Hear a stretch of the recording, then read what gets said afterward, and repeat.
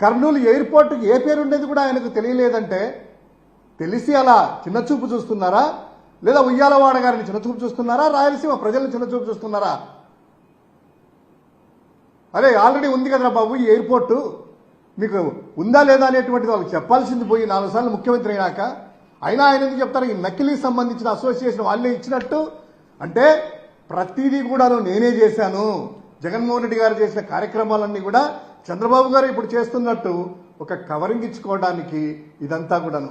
కనీసము ఈటీవీ వారు, ఈనాడు వాళ్ళు ఈ వార్త మీద క్షమాపణలు చెప్పాలి. ఎందుకంటే ఇది ఒక స్వాతంత్ర సమరయోధుడిని అవమానించినట్లు.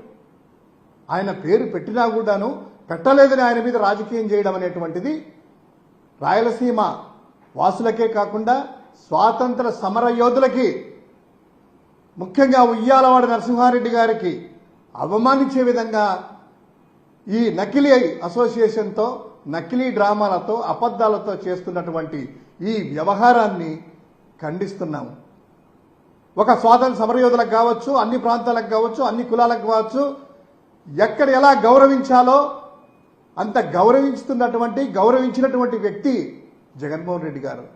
ఆయన విస్మరించినటువంటి వార్త రాయడము, వారి టీవీనే 4 ఏళ్ల కిందట ఆయనే పేరు పెట్టినట్టు రాయడం చూస్తే ఈ ద్వంద్వ వైఖరి, డబల్ టోన్, 2 నాలుకల ధోరణుల్ని కొంచెం మానుకోవాలని, ఈ వయసులో అయినా కూడా ఇప్పుడు మానుకోవాలనేసి విన్నవించుకుంటున్నాం.